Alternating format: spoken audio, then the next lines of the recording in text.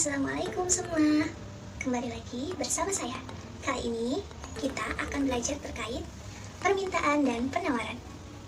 Sebelum kita masuk ke materi, terlebih dahulu saya akan menjelaskan terkait tujuan dari pembelajaran permintaan dan penawaran ini.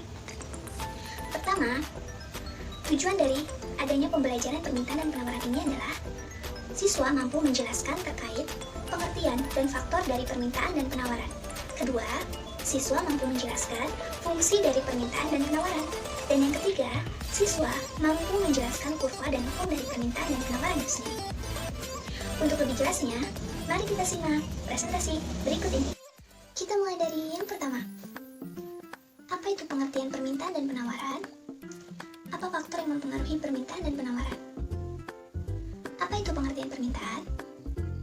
Apakah keinginan, konsumsi, atau kebutuhan?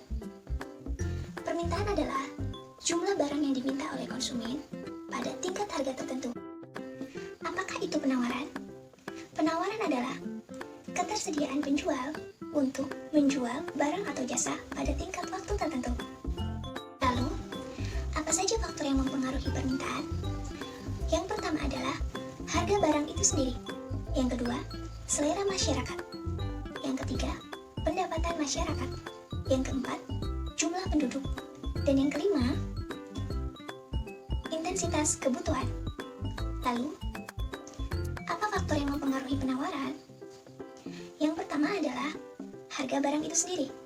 Yang kedua, biaya produksi. Yang ketiga, harga sumber daya. Dan yang keempat, teknologi yang digunakan. Kita lanjut. Yang kedua, fungsi permintaan dan penawaran. Fungsi permintaan. P min P1 dibagi P2 min P2, di mana P adalah penawaran dan P1 adalah harga awal, sedangkan P2 adalah harga akhir. Sedangkan Q adalah permintaan. Q1 adalah permintaan awal dan Q2 adalah permintaan akhir. Lalu, bagaimanakah fungsi penawaran? Sejatinya, fungsi permintaan dan penawaran ini sama saja. Hanya saja, untuk permintaan pasti memiliki hasil negatif dan untuk penawaran atau supply pasti memiliki hasil positif. Seperti contoh dari soal permintaan berikut. Dan ini merupakan contoh dari soal penawaran berikut. Yang ketiga, kurva permintaan dan penawaran. Hukum permintaan dan penawaran. Sebelum kita membuat kurva permintaan atau penawaran, kita harus mengetahui hukum dari permintaan atau penawaran itu sendiri. Hukum permintaan. Harga berbanding terbalik dengan permintaan, di mana apabila permintaan naik, maka kurva akan bergeser ke kanan atas, dan apabila permintaan mengalami penurunan, maka kurva akan bergeser ke kiri bawah. Bagaimanakah dengan hukum penawaran? Hukum penawaran ini di mana harga berbanding lurus dengan penawaran, di mana apabila penawaran mengalami kenaikan, maka akan bergeser ke kiri bawah. Dan apabila penawaran mengalami penurunan, maka kurva akan bergeser ke kiri atas. Seperti halnya contoh yang dilampirkan berikut ini. Selain permintaan dan penawaran, ada juga yang disebut dengan keseimbangan pasar. Keseimbangan pasar adalah suatu keadaan di mana jumlah barang yang diminta pada harga tertentu sama dengan jumlah barang yang ditawarkan pada harga tertentu. Berikut merupakan rumus dari keseimbangan pasar. Agar kita lebih memahami lagi apa itu keseimbangan pasar, maka berikut merupakan contoh dari keseimbangan pasar. Sebelum kita menentukan titik keseimbangan, kita harus mencari dulu titik permintaan dan penawarannya. Seperti contoh yang dipaparkan, kita harus mencari dulu titik permintaannya. Setelah diketahui titik permintaannya, barulah kita bisa membuat titik keseimbangannya. Pergeseran keseimbangan pasar diakibatkan karena titik keseimbangan mengalami pergeseran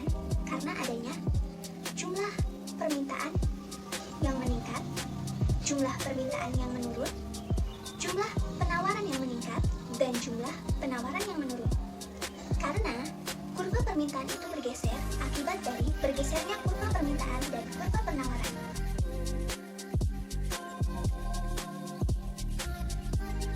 Permintaan itu sendiri. Nah, di sini sudah tersedia yang namanya tabel permintaan buah apel ya. Di sini ada harga yang tertera berapa per kilonya dan ini adalah jumlah yang diminta. Nah, P yang kita ketahui dalam ekonomi atau dalam hukum permintaan itu dilambangkan dengan P seperti ini dan jumlah permintaan dilambangkan dengan Q ya. Dengan Q seperti ini. Nah, setelah kita tahu tabel permintaan itu seperti apa, barulah kita masuk ke yang namanya pembuatan kurva permintaan ya. Nah, di sini pertama kita harus tarik dulu garis. Di sini kan harga 20 kg apel itu 6.000 kan. Nah, di sini harganya 6.000 ke 20 kg. Jadi kita tarik garis dari sini ke 60. Nah, pakai garis ya biar rapi. Seperti ini. 20, 60. Tarik garis seperti ini ya. Nah, ini titik yang pertama. Lalu yang 5.000 itu ke 40. Nah, ini.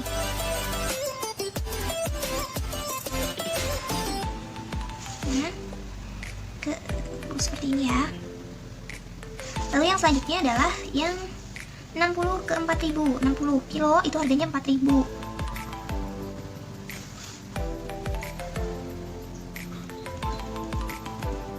Nah, sekarang yang 80 kilo ini adalah 3.000.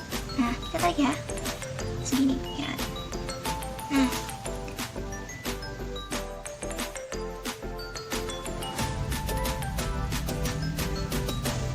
sedikit. Nah, begini ya. Lalu sekarang yang 100 itu adalah 2.000.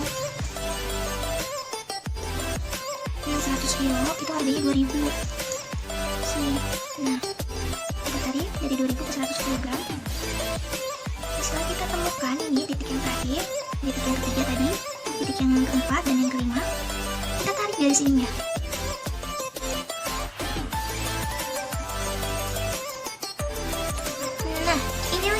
Dengan demand atau permintaan. Nah, setelah kita tahu kurva permintaannya itu seperti apa ya. Nah, sekarang kita mengetahui bahwasanya hukum permintaan itu kan mengatakan apabila Q atau permintaan itu mengalami kenaikan, maka kurva bergeser ke kanan atas, dan apabila Q atau permintaan itu mengalami penurunan, maka kurva akan bergeser ke kiri bawah. Nah, sekarang kita buktikan ya. Apabila Q di sini mengalami yang namanya kenaikan. Q mengalami kenaikan ya, dari 20 jadi 30, dari 40 jadi 50, dari 60 jadi 70, dari 80 jadi 90, dan dari 100 jadi 110, misalnya seperti itu ya. Nah, sekarang kita terapkan ke kurvanya. Di sini. Nah, misalnya di sini akan mengalami kenaikan dari 20 jadi 30 ya. Dari 30 ini kenaikan, mengalami kenaikan. Dari 40 jadi 50, ini juga kenaikan. Dari 60 jadi 70, mengalami kenaikan. Dari 80 jadi 90. Dan dari 100 itu jadi 110. Kenaikan ya. Nah, sekarang kita buat kurvanya ya. Ini kan tadi sudah dibuat garisnya seperti ini, tinggal titiknya saja ya. Nah, ini kan saya Q-nya jadi 30 nih. Nah, kita tarik lagi titiknya di sini. Seperti ini.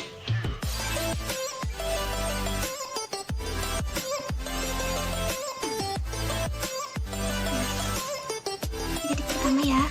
Nah, terus sekarang 50. Saya jatuh nanti nih berarti ya.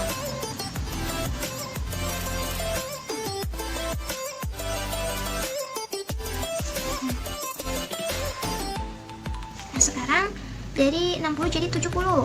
Nah, kita buat lagi garisnya.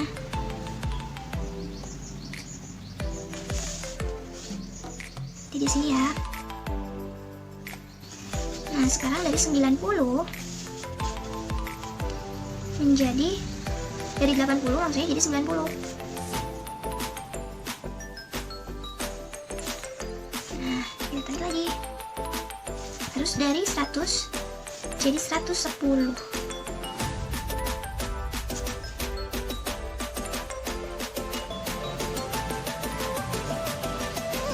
Ini ya.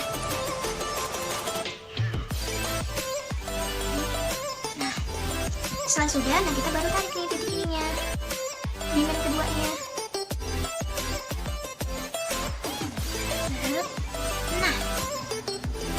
Nah, jadi benar ya, semakin kurva naik atau permintaan itu mengalami kenaikan, kurvanya itu semakin naik atau bergeser ke kanan atas.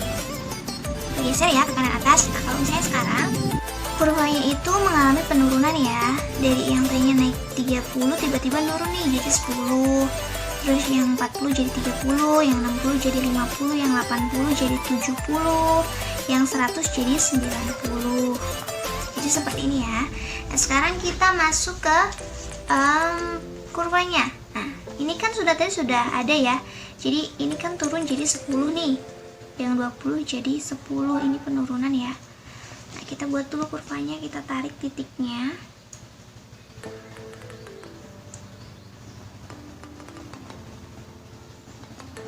Nah, sini ya.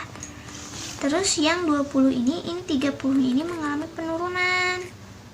Nah, penurunan kan berarti kan di sini. Lalu ini 40. Ini kan tadi 40 jadi 30. Nah, sekarang 60 jadi 50. Ini juga mengalami penurunan ya. Ininya 50-nya bisa jadi penaikan dan penurunan. Terus sekarang ini 80. 80 tadinya 80 kan? Tadinya 80 turun jadi 70. Nah, berarti di sini ini 100 tadinya 100 turun jadi 90 ya. Nah, sekarang kita tarik kurvanya.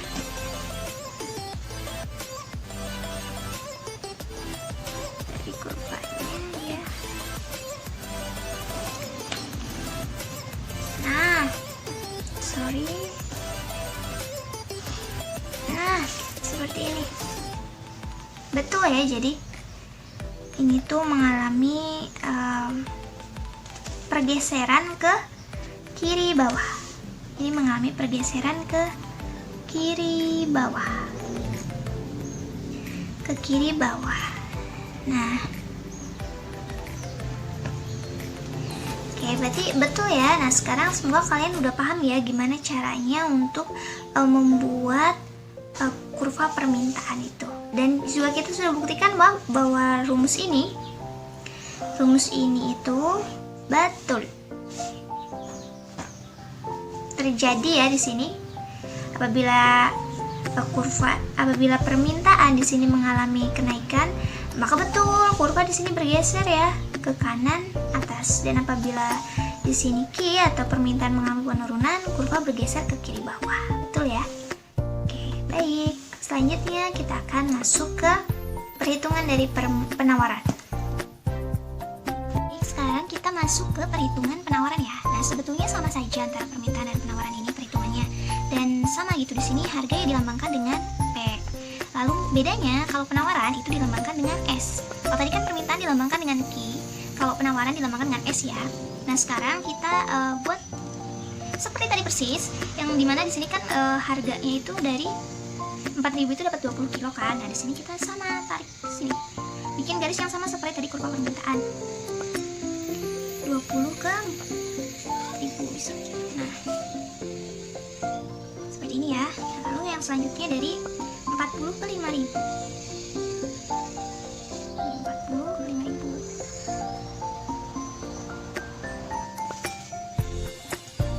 Ini ya. Nah, lalu selanjutnya dari 60 ke 6.000. Kita tarik sama seperti yang tadi. Step by stepnya sama, tidak ada perbedaan, cuma nanti kurvanya itu berbeda gitu hasilnya. Nah, sekarang yang 80. Nah, yang 80 ini ke 7.000. Sini berarti ya. Baik.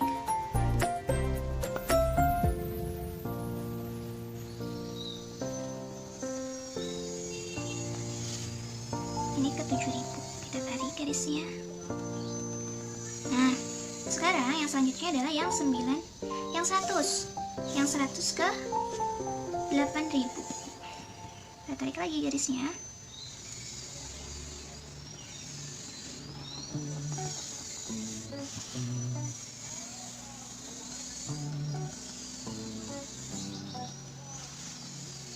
Nah, setelah kita temukan ini titik pertama, titik kedua, titik ketiga, titik keempat, titik kelima, kita tarik garisnya. Tarik ya. Sini.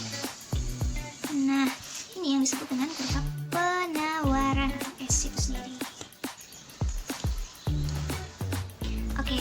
setelah kita tahu nih dari kurva ini seperti ini ya, berbeda dengan kurva permintaan. Nah, sekarang kita ke hukumnya. Hukum itu mengatakan apabila penawaran itu mengalami kenaikan, maka kurvanya itu bergeser ke kanan bawah. Dan apabila penawaran mengalami penurunan, maka kurva akan bergeser ke kiri atas, seperti itu. Kita buktikan ya. Nah, di sini apabila S itu mengalami kenaikan, apakah betul akan bergeser ke kanan bawah? Nah, misalnya di sini adalah kenaikannya adalah dari 20 jadi 30, 40 jadi 50, 60 jadi 70, 80 jadi 90, dan 100 jadi 101 misalnya. Itu 110. Tapi salah ya. Jadi 110. Nah, sekarang kita lihat ke ininya. Nah, tadi kan dikatakan bahwa mengalami kenaikan kan. Dari 4.000 ini naik nih harganya, jumlah bit yang ditawarkan jadi 30. Tinggal kita tarik saja garisnya sama persis seperti yang tadi permintaan. Nah, tambahkan garisnya seperti ini. Tadi yang tadinya mula-mulanya ini ya, saya bundari dulu biar tidak bingung. Ini mula-mulanya. Nah, 40 itu mengalami kenaikan jadi 50. Nah, sekarang kita tarik lagi yang 50-nya itu ke 5.000 ini. Nah, kita tarik ya.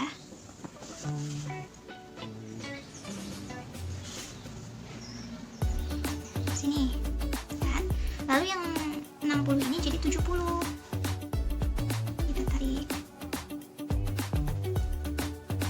Nah, di sini ya. Lalu yang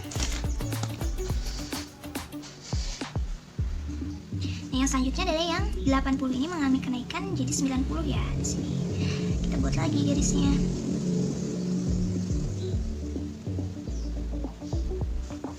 Nah, kita tarik lagi ini ya.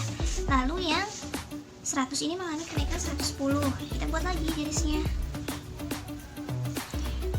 Sama seperti yang penawaran permintaan tadi. Ini beda ininya.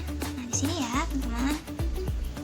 Nah, lalu sekarang kita tarik garisnya ya. Nah, S yang mengalami kenaikan. Berarti betul ya ini, apabila penawaran itu mengalami kenaikan, maka kurva bergeser ke kanan bawah. Betul ya. Nah, sekarang apabila seperti hukumnya sistem penawaran ini mengalami penurunan. Nah, di sini misalnya S mengalami penurunan dari 20 jadi 10, dari 40 jadi 30, dari 60 jadi 50, dari 80 jadi 70, misalnya jadi 100 jadi 90 ya. Nah, kita sekarang buat lagi di sini kurvanya. Nah, ini kan dari 20 jadi 10, kita tarik.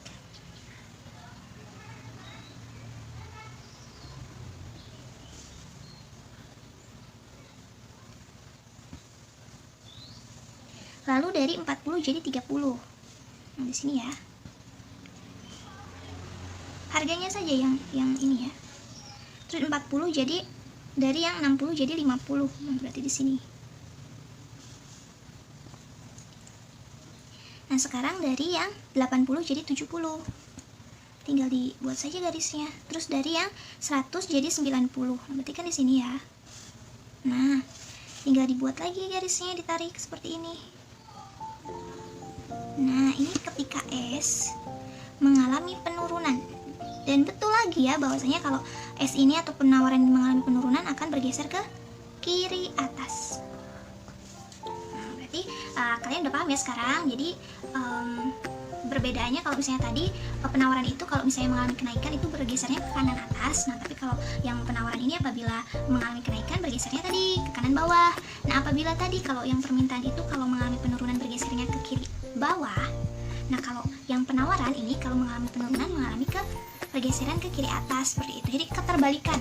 Kalau kurva penawaran ini keterbalikan dari kurva permintaan. Nah, semoga kalian bisa mengerti ya. Nah, mudah bukan cara perhitungannya? Semoga kalian bisa mengerti ya. Cukup sekian yang dapat saya sampaikan untuk pertemuan pada kali ini. Sampai berjumpa di pertemuan selanjutnya.